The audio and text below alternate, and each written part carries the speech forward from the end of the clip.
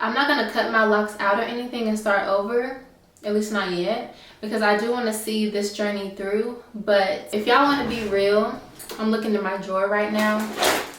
I have yet to make any kind of repairs to my locks. Hey y'all, welcome to my bathroom. I just want to get straight on to it. Today's video is going to be a lock tips video. I haven't added a video to my lock tips series in quite some time now, so today I want to do that for y'all. I asked y'all a couple of days ago, I think, maybe a week ago at this point, I don't know, but I asked y'all to ask me some questions just in case y'all had a topic that you wanted me to add to the lock tips series.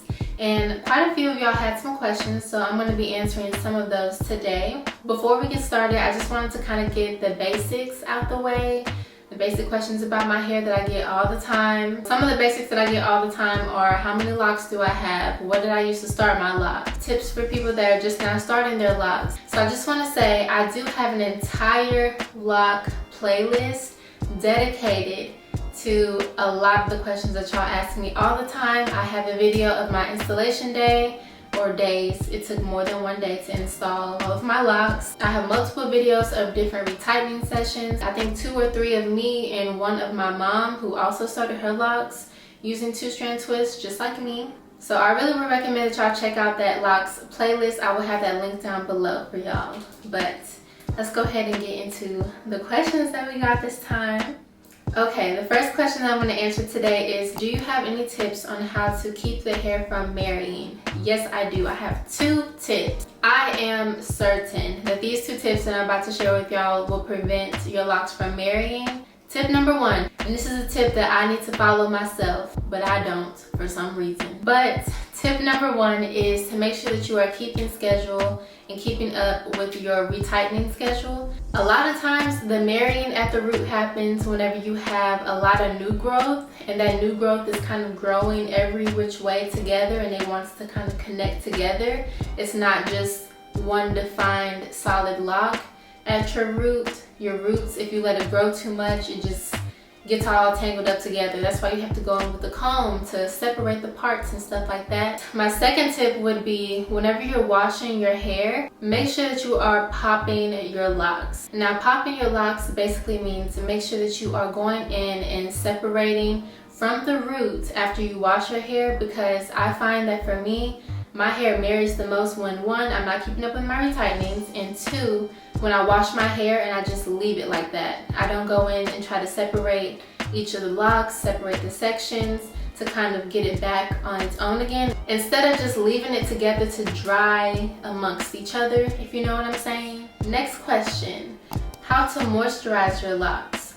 Now, when it comes to moisturizing and my moisturizing routine, I really don't do much. I literally just spray my hair with water and rosemary essential oil, or I just use rose water. That's all that I do. However you moisturized your hair before you started locks, you can incorporate some of those things into your lock journey, minus the creams and stuff. At the end of the day, it's still your hair, so you'll moisturize it just the same amount of time that you will moisturize your loose natural hair. In my opinion, you can moisturize your locks the same amount of time. This is a question that I think that only you can kind of answer, because you know your hair better than I do. So just try to be cautious with the amount of product that you're putting in your hair. But for the most part, it should be relatively the same way that you will moisturize your loose natural hair. Next question is on how to repair your locks. I am not the person to be asking this to. If y'all want to be real, I'm looking in my drawer right now. I have yet to make any kind of repairs to my locks. I have lost a couple of my locks, and I have just kept them in my drawer because I haven't made any repairs yet.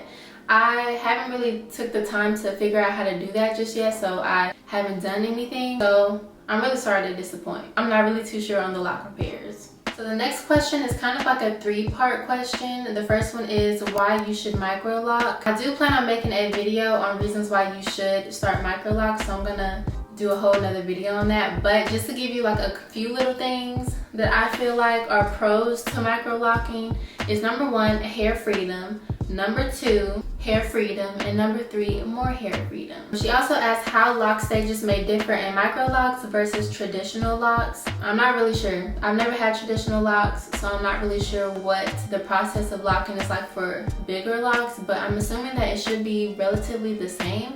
because your hair is still locking, it's just a different size. That would be my guess on that question. Next one is tips on choosing the best lock type for your personality and lifestyle.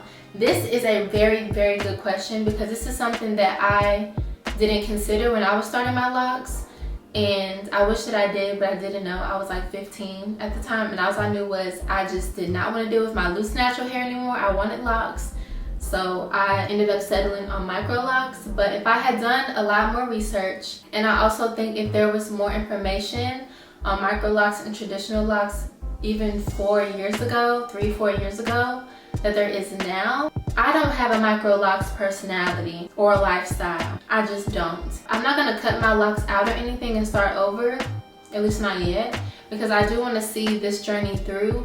But I definitely do think in my heart of hearts, I am a traditional lock girl. I am. I think that I should have done traditional locks. I don't think tiny locks was the best choice for me.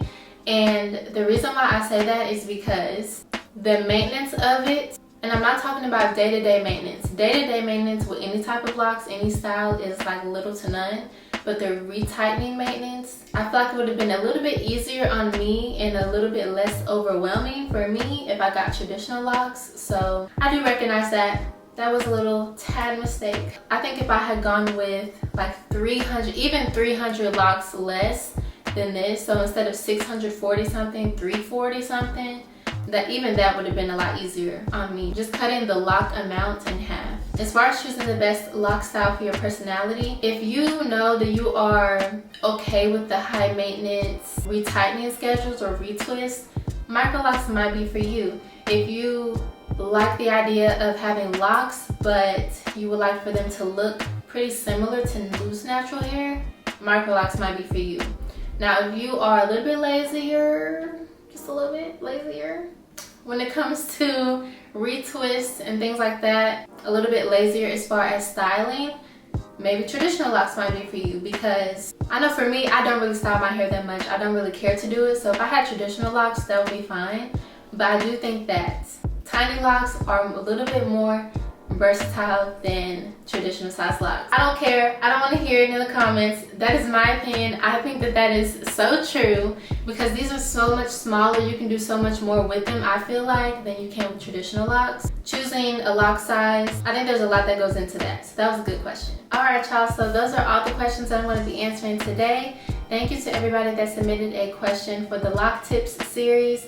If I didn't answer your question, it's probably because I'm going to make a whole separate video dedicated to that topic. Let me know what you think in the comments down below. If you like this video, be sure to give it a like. So that really helps me out. So leave a comment down below. Just let me know how you're feeling. Let me know any other questions that you may have for other videos in the lock tip series. I hope that y'all enjoyed once again. I'll talk to y'all in my next one, and I'm out.